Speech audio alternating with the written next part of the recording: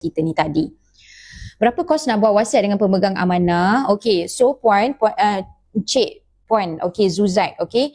Bila kita cakap pasal lantikan pentadbir, okay, lantikan pentadbir, dia bukan saja lantikan pentadbir. Dalam documentation tu juga kita boleh lantik kalau tuan-tuan dan puan-puan ada anak bawah umur, siapa yang akan dilantik sebagai diorang punya penjaga harta anak. So you can lantik juga dalam tu. And then senaraikan harta, senaraikan hutang boleh dekat dalam tu. Untuk buat documentation ni masa hidup, dia punya kos hanyalah satu kali bayar saja, which is RM1,600 sekali bayar sahaja.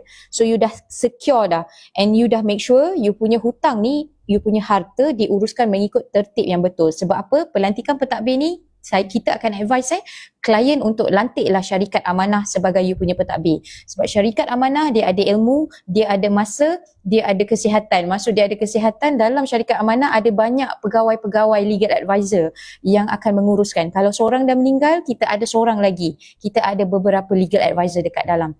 And then confirm amanah lah. Dah nama pun syarikat amanah, kalau tak amanah kita panggil dia syarikat tidak amanah, kan. So syarikat amanah, whatever urusan akan ada hitam putih. Okay. Nak tanya, sebelum berkahwin suami ada cakap kalau saya bernikah dengan dia, suami nak bagi sebuah rumah apabila dah bernikah.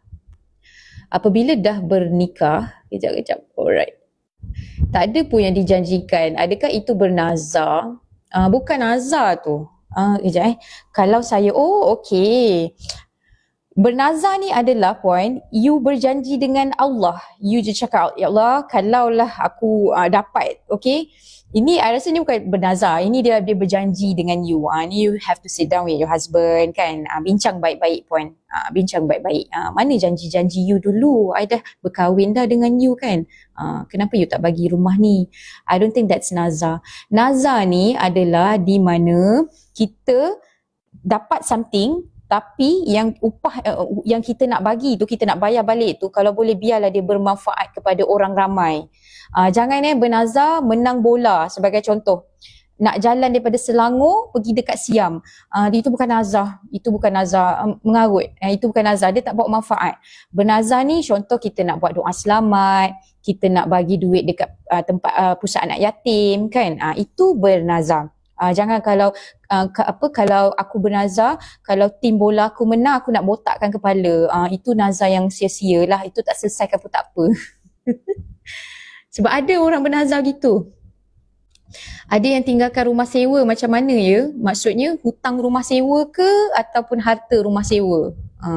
Tak clear tu soalan tu. Kalau tinggalkan rumah sewa, itu harta pusaka dia lah. Kalau rumah sewa tu, grant tu nama dia, itu adalah harta pusaka. Kalau dia ada hutang duit rumah sewa, maksudnya dia berhutang duit sewa rumah, dia tak bayar, itu dia menjadi hutang kepada si mati. Si mati kena selesaikan. Contoh suami saya meninggal sehari sebelum puasa, kena ganti juga ke untuk dia? For that year tu tak payahlah. Tapi untuk sebelum tu puan, kalau untuk tahun tu tak payahlah sebab dia meninggal sebelum masuk Ramadan. Orang yang meninggal tak wajib puasa puan, tapi kena check dia punya puasa tahun-tahun yang sebelum tu. Okay, one, it's me. Alright. Air dia gerak. Okay, syarikat amanah nama apa? Okay, syarikat amanah kita, cik boleh google As-Salihin Trustee Berhad. Okay, kita dah 20 tahun dah dekat dalam Malaysia, dah menguruskan berpuluh-puluh juta lah harta umat Islam. Okay, dan boleh tengok juga di social media lagi satu yang colour biru tu, kita ada laman rasmi kita. Kita pun ada tunjukkan beberapa hasrat-hasrat pewasiat, hutang-hutang yang kita dah selesaikan. You boleh tengok dekat situ. Okay. Bukan WhatsApp shop, saya bersama dengan As-Salihin Trustee Berhad.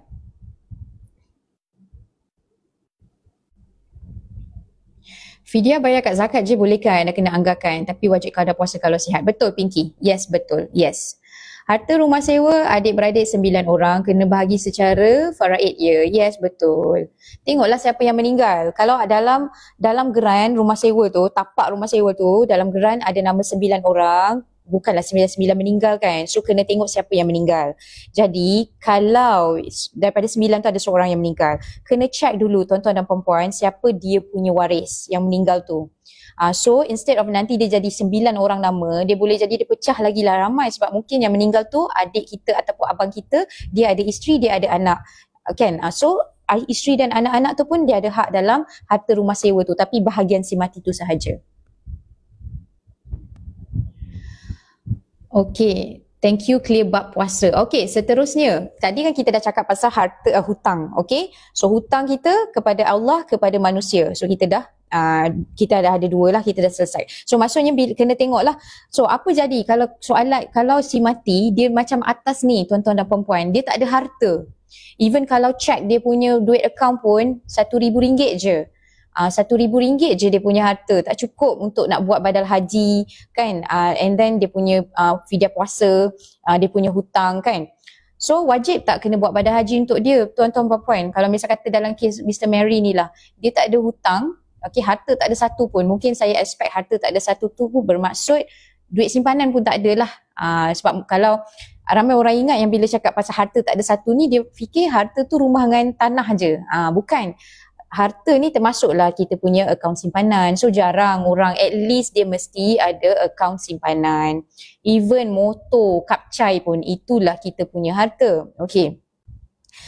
Tapi misal katalah harta yang kita tinggalkan tidak cukup untuk menyelesaikan hutang kita. Contoh first tadi badal haji. So wajib tak waris kena buat badal haji buat si mati? Tak wajib lah. Sebab apa? Haji kan pada yang mampu sahaja. Wajib pada yang mampu. Kalau tak wajib, tak perlu. Kalau harta dia tak cukup untuk buat badal haji, tak payahlah.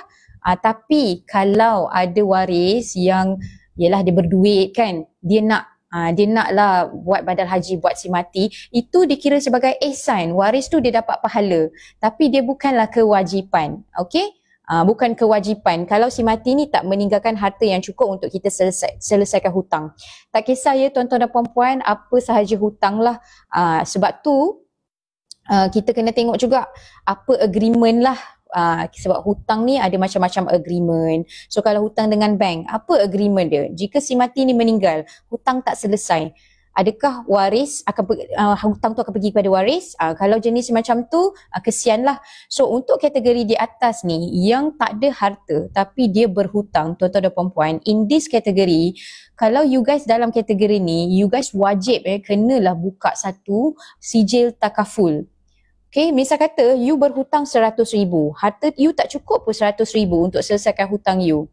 Okay, kalau you betul-betul ambil kisah tentang hutang, bab hutang ni, you faham betul-betul tentang bab hutang, golongan macam ni wajib kena ada, buka lah satu sijil takaful, tuan-tuan dan puan-puan. Buat, let's say you hutang RM100,000, buatlah satu sijil takaful bersama dengan manfaat sebanyak RM100,000, bolehlah digunakan sebagai bayar hutang you, untuk bayar hutang you. Sebab you tak boleh expect your waris akan keluarkan duit mereka untuk menyelesaikan hutang. Tak perlu and tak wajib pun. Okay, tapi kita ni yang meninggal, habislah kita dekat sana sebab hutang kita tak selesai. Tak habis, tak selesai urusan kita nanti. Okay, so kita tak nak macam tu. So kalau tuan-tuan dan puan-puan, orang yang memang ambil berat dan tahu hukum hakam hutang, kenalah bertanggungjawab. Hari ni kan mungkin hari Ahad kita tak buat apa-apa. Pertama sekali, kita boleh buat satu exercise dekat rumah. You listkan apa harta you listkan apa hutang you, and then you listkan siapa waris faraid you.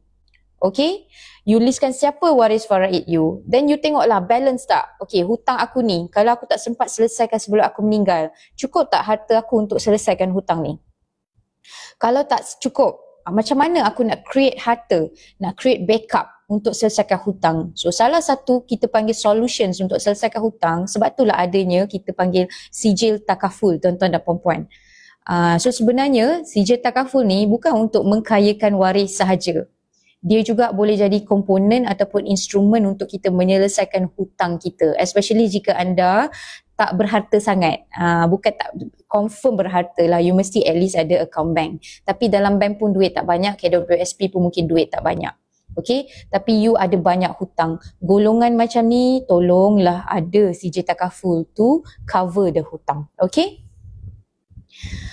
Okay, jom kita tengok soalan. Ni saya baru step nombor 2 tertib pengurusan harta ni baru sampai hutang. So maksudnya tadi, maksud contoh kalau tuan-tuan, kalau saya ada harta 1 juta, bukan bermaksud 1 juta tu bagi faraid. Dia ada steps dia. So sekarang kita baru ada dekat step nombor 2. Kita baru ada dekat step nombor 2, iaitu bila let's say saya ada harta 1 juta, waris saya tak boleh terus bagi faraid. Waris saya kena ambil dulu daripada 1 juta tu untuk kebumikan saya. Okey, pengkebumian kita sekarang 1,006. Kan? Tapi dia pun menaik jugalah inflation, termasuklah nak kebumikan jenazah, kan? Okey. Nombor 2, sebelum bagi faraid kena check dulu apa hutang saya. Saya tak pergi haji lagi tuan-tuan dan puan-puan. Tolong doakan saya ya sebelum umur 40 kalau boleh.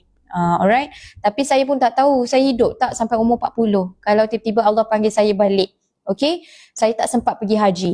Kena pentadbir saya wajib ambil daripada harta saya ni untuk buat badal haji. Okey. Sebab kalau ikutkan harta cukuplah kalau ada 1 juta sebagai contoh. Kan. Kita ada harta 1 juta, buat badal haji 10,000.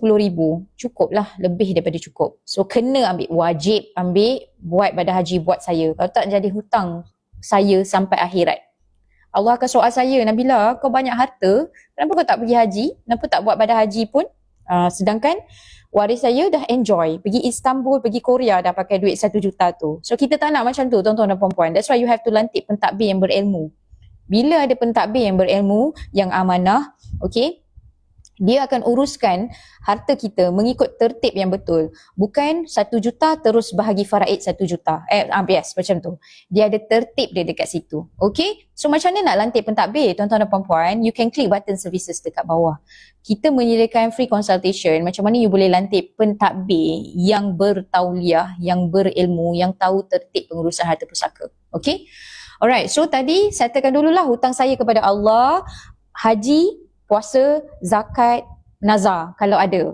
That's why bila kita buat perancangan harta, bukan saja kita lantik pentadbir, kita pun boleh listkan apa hutang kita. Sebab ramai orang tanya, Nabila, macam mana pentadbir nak tahu hutang saya? That's why kita kena bertanggungjawab listkan.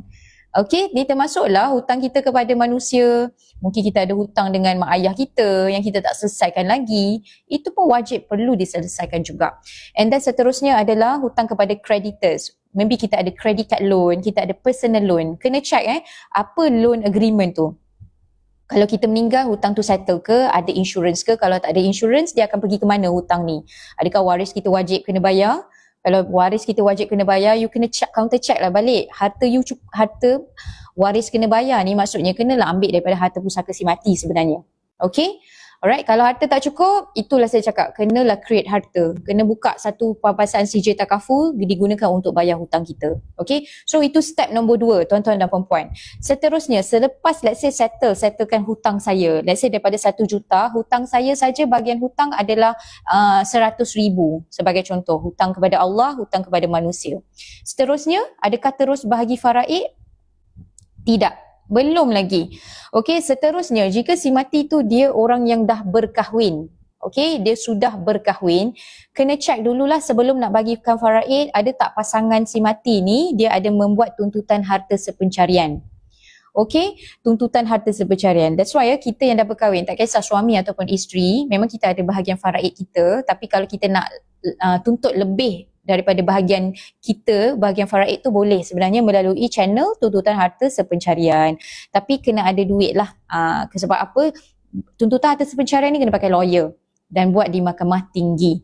Okay, so let's say lah isteri instead of 1/8, dia boleh tuntut lebih daripada 1/8. Okay, so sebagai contoh rumah. Okay, rumah kita nak pasangan, suami ke ataupun isteri nak tuntut lebih. Especially kalau you guys beli rumah yang joint name. Okay, of course kita ada contribution dalam rumah tu and kita nak tuntut lebih daripada bahagian faraid kita. Yes, you boleh buat under channel tuntutan harta sepencarian. Okay, cumanya tuntutan harta sepencarian ni dia akan ambil masa lama. Tak percaya cakap saya, you guys boleh Google kes tuntutan harta sepencarian Tan Sri Jamaluddin Jarjis. Di mana balu arwah membuat tuntutan. So Tan Sri dah meninggal, arwah dah meninggal almost 7 years. Harta dia masih lagi belum dapat dibahagikan kepada waris. Sebab apa? Sekarang di dalam proses tuntutan harta sepencarian, which dah settle dah, tak silap saya, tuntutan harta sepencarian. Okay, so satu yang kita kena ingat, selagi tuntutan harta sepencarian tak selesai, pembahagian faraid tak boleh berlaku. Kita kena settlekan dulu tuntutan harta sepencarian. Satu ilmu untuk tuan-tuan dan puan-puan juga. Okey, sebenarnya kita masa hidup, kita boleh declare siap-siap mana-mana harta yang kita nak declare sebagai harta sepencarian.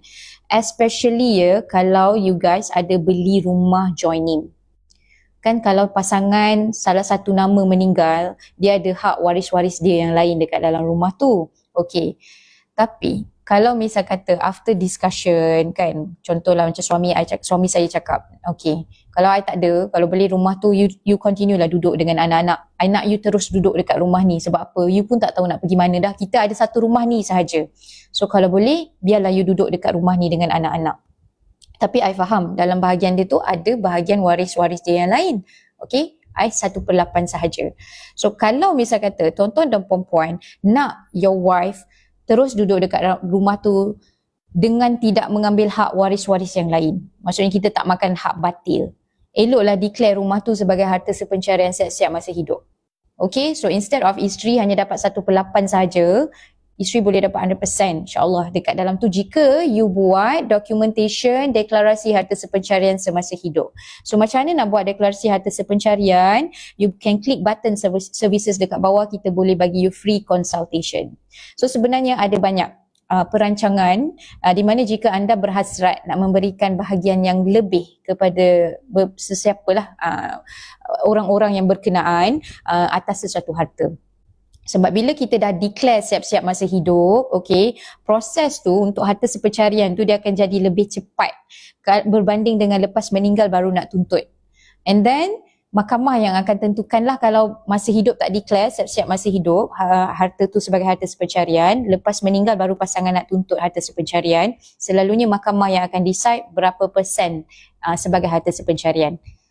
Okay, so masa hidup kalau you declare, you boleh declare 100% sebenarnya. Okay?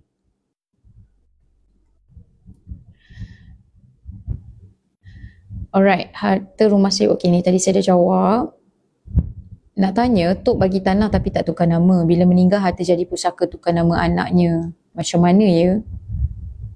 Okay.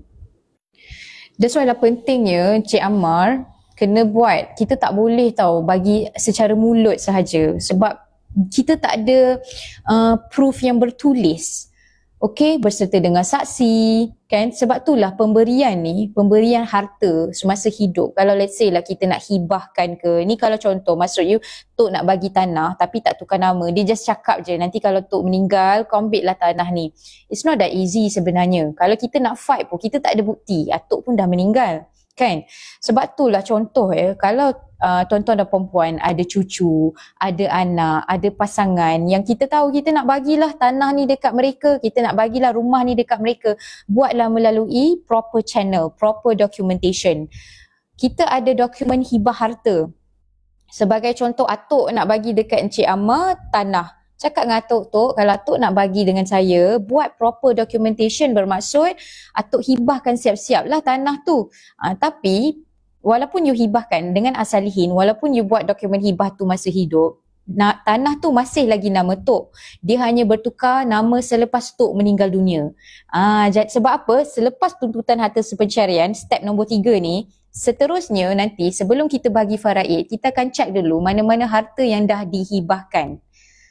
That's why lah kita cakap ni perancangan harta ni sangat menarik tuan-tuan dan puan-puan. Masa kita hidup ni ada banyak benda yang sebenarnya kita boleh buat. Pertama untuk memudahkan waris. Nombor 2 sebenarnya untuk memudahkan kita yang dah meninggal nanti ni. Okay, sebab harta untuk waris.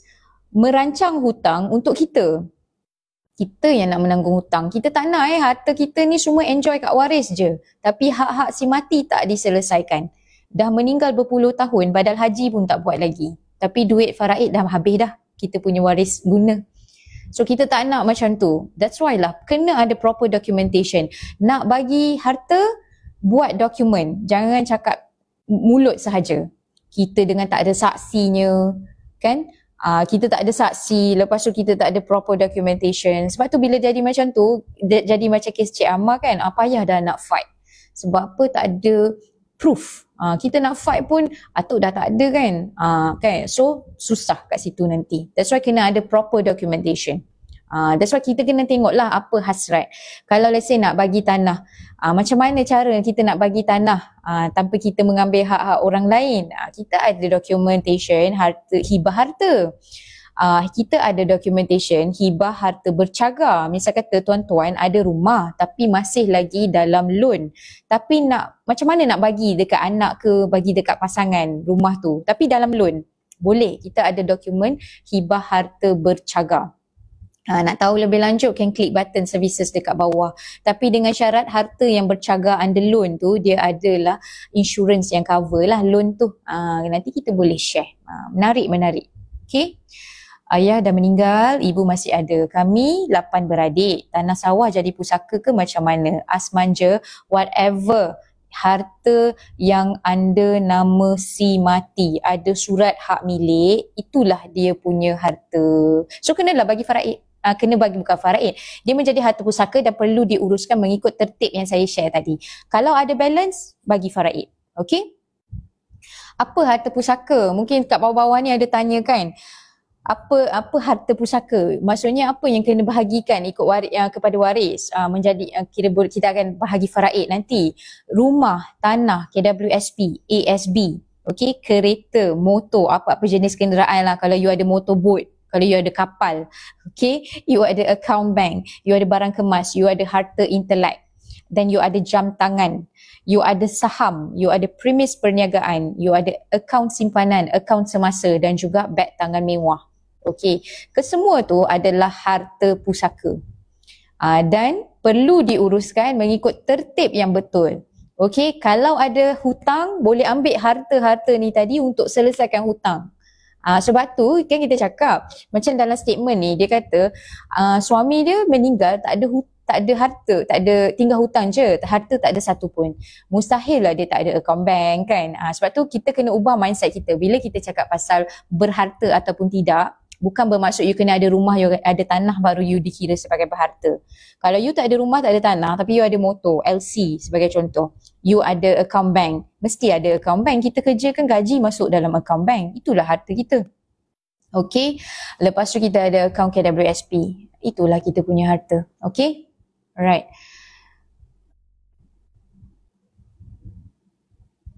Hutang wajib dibayar walaupun 10 sen, betul.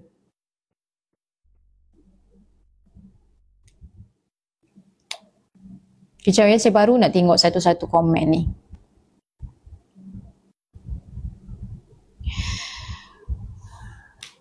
Contohlah, kalau kereta tu, it's me. Kalau kereta tu atas nama arwah tapi orang lain yang pakai, tapi bayaran tak habis lagi, ada 4 tahun lagi. Hutang tu macam mana? Interesting question. Okay, tuan-tuan dan puan-puan yang ada kenderaan, ada kereta ataupun motor yang masih lagi dalam loan. Okay, kena check dulu pertama sekali, ada tak ambil auto life insurance? Okay, insurans kereta yang kita ada kebanyakan dia hanya cover for accident sahaja. Maksudnya kereta tu rosak disebabkan accident dan ada insurans untuk repair. Cost untuk repair kereta tu kita boleh pakai insurans. Tapi tak semua orang ada ambil auto life insurance. Apa itu auto life insurance? Yang cover orang yang berhutang tu. Mostly tak ambil. I pun tak tahu kenapa ramai banker pun tak share pasal auto life insurance. Bermaksud, kalaulah kereta you ada lagi 4 tahun baki loan nak bayar, kita meninggal. Okay, kita meninggal. 4 tahun tu, waris kena continue bayar hutang kita sebenarnya, tuan-tuan dan puan-puan. So that's why you need to check you punya kereta ni, insurance you ada ambil auto life ataupun tidak. Auto life insurance dengan insurance yang cover kalau accident nak repair kereta tu lain Auto life ni dia cover orang yang berhutang tu, tuan kereta tu. So ramai orang tak ambil insurance ni sebenarnya. Sebab itulah kalau tengok soalan It's Me kan, kalau kereta tu atas nama arwah tapi orang lain yang pakai. Tapi bayaran tak habis lagi, ada 4 tahun. Hutang tu macam mana? Kena continue bayar dekat bank lah. Sebab kalau tak ambil auto life insurance, memang waris kena continue bayar. Kalau you still nak lah kereta tu. Kalau tak bayar kereta tu nanti kena tarik lah. Okay.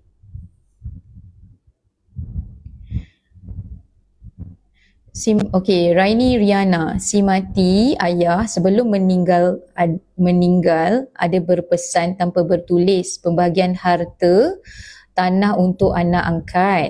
Okey, sambungan. Adakah pesanan si mati tu wajib ditunaikan dan diberikan harta tu kepada anak angkat? Okey, sekejap ya. Okey, pesanan tu dalam bentuk macam mana? Bertulis ya. Okey, sekejap ya.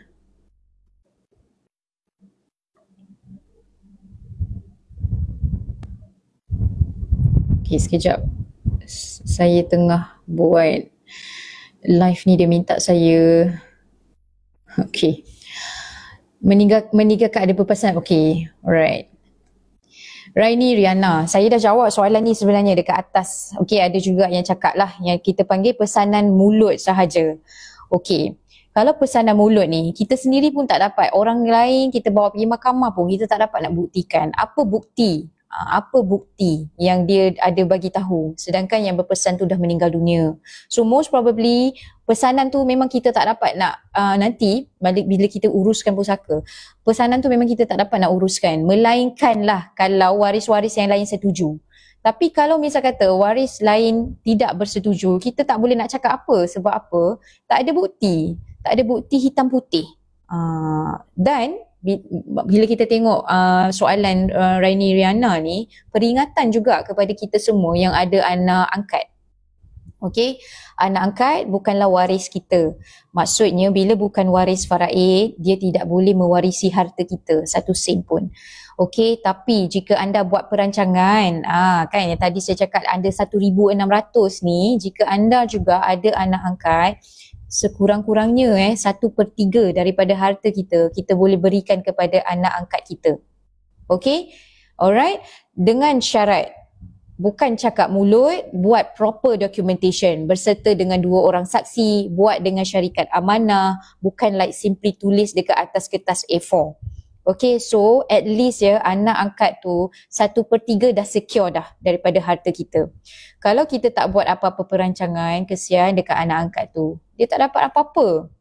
Melainkan waris kita, waris faraid kita ada ihsan, nak bagi sikit. Tapi kenapa kita nak kira biar orang lain yang decide sedangkan kita sendiri boleh memberikan, maksudnya dalam hasrat kita tu sebenarnya 1/3 daripada harta kita, kita boleh berikan kepada non-waris seperti anak angkat ataupun kita ada ahli keluarga kita yang masih non-Muslim. Okay, kita nak memberikan, let's say lah kita daripada agama lain, kita masuk Islam.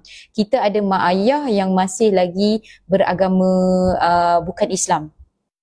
So, pewarisan tu dia dah cut off kat situ. Kalau berlainan agama, kita tak boleh saling mewarisi harta. Tapi jika anda ada buat dokumen wasiat, sekurang-kurangnya 1/3 daripada harta kita, kita boleh berikan kepada parents yang non-Muslim tu tadi. Tanpa perlu persetujuan waris-waris yang lain. Okay? Okay, sekejap Okay. Decorum. Kalau badal haji disponsor oleh ahli waris, boleh kan? Maksudnya tak gunakan harta arwah. Boleh, tak ada masalah. Tu dia menjadi you punya ihsan dan you dapat pahala lah. Yang nak sponsor tu dia dapat pahala. Tapi siapa yang tak ada duit, jangan rasa bersalah lah. Sebab apa? Dia bukanlah kewajipan. Okay.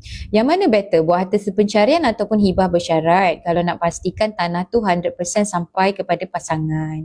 Okay, decorum, kita kena tengok dulu. Cukup tak syarat-syarat? Sebenarnya dua-dua documentation ni tak ada masalah. Kalau kita berkahwin, okay, you boleh je nak pilih harta sepencarian ataupun nak buat hibah bersyarat. Boleh, tak ada masalah.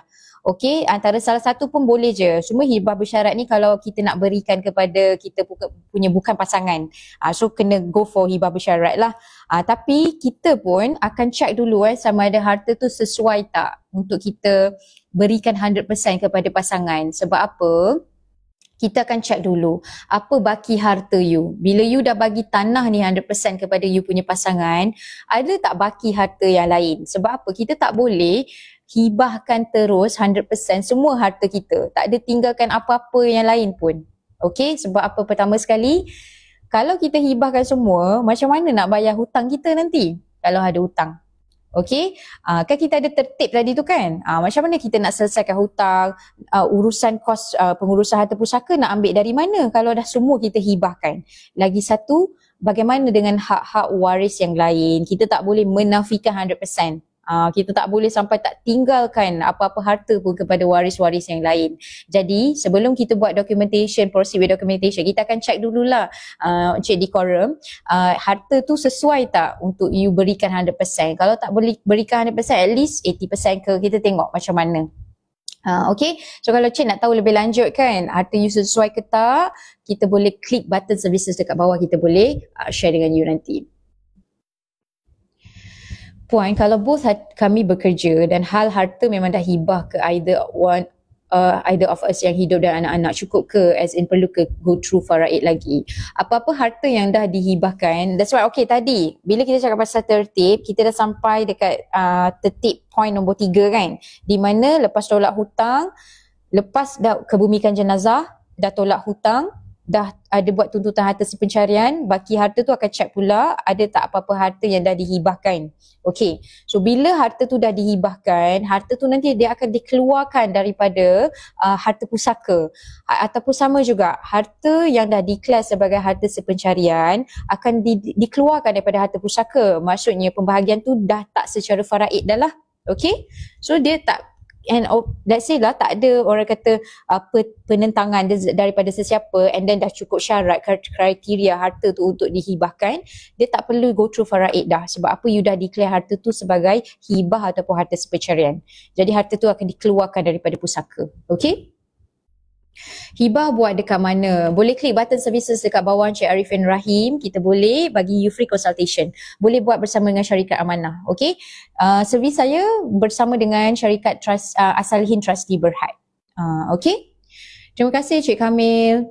Rumah atas nama suami tapi nak beri pada isteri, apa proper documentation? Nana Yish. Okay, if let's say you nak berikan kepada rumah atas nama suami, nak berikan kepada isteri, you can go for dokumen hibah harta ataupun dokumen deklarasi harta sepencarian. Okay, kalau puan nak tahu lebih lanjut, boleh klik button services dekat bawah. Okay, sebab all this documentation buat masa hidup. So waris-waris kita pun dah tahu, kita sebenarnya bila kita buat perancangan ni, kita sebenarnya in a way kita beritahu dekat waris kita macam mana kita nak harta kita ni diagihkan. Compared to kita meninggal dengan tidak berwasiat apa-apa, kita tak ada buat documentation apa-apa. Waris kita pun tak tahu kita nak berwakaf ke, kita nak sedekah dekat siapa, kita nak infak ke. Okay, so lagi satu tadi kan saya bagi tahu, lepas tuntutan harta sepencarian, selepas tu belum lagi bagi faraid tau. Nampak tak sebenarnya? So kat sini pembahagian faraid ni sebenarnya the last sekali tuan-tuan dan puan-puan.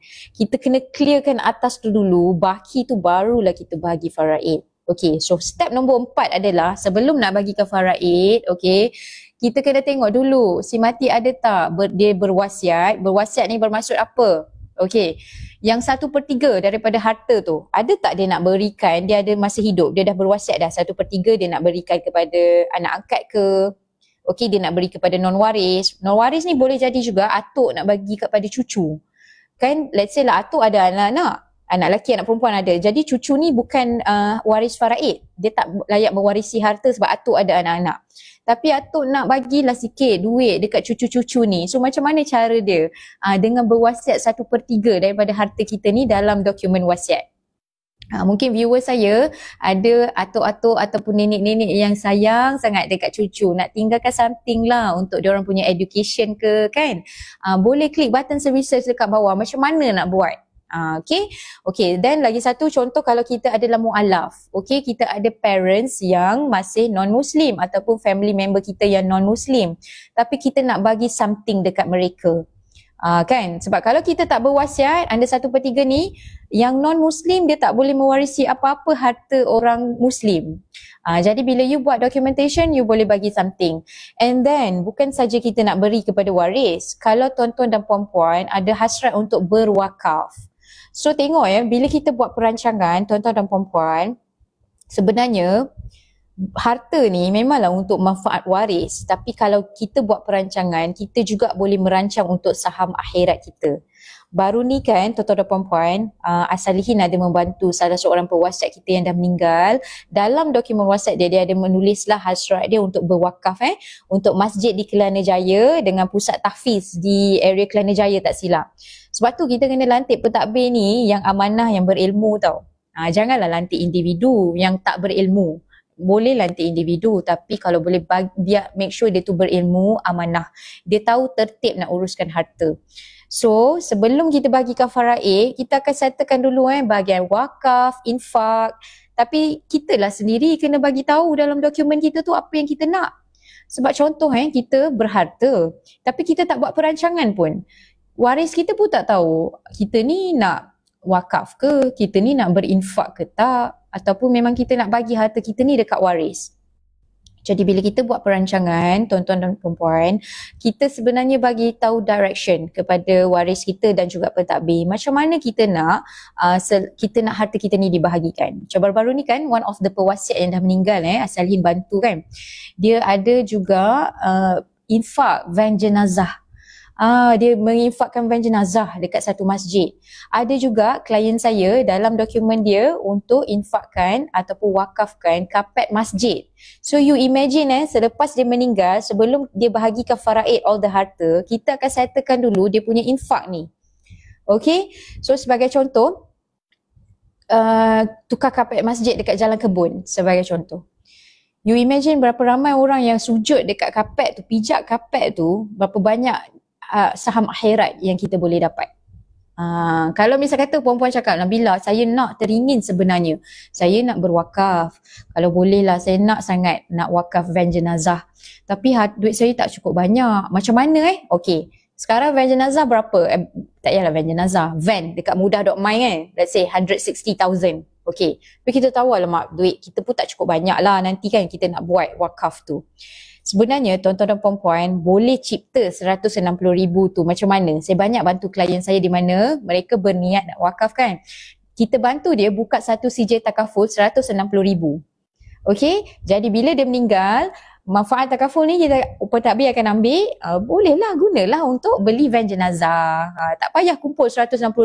Hanya buka satu CJ takaful, simpanlah RM100 sebulan ke kan. Tengoklah quotation dia macam mana. So that 160,000 nanti pampasan kematian tu kita boleh gunakan untuk beli van jenazah. So macam mana kita nak buat perancangan ni? Kan klik button services dekat bawah, kita boleh bantu anda buat perancangan dunia dan akhirat insya-Allah. Okay, so dia bergerak pula. Right.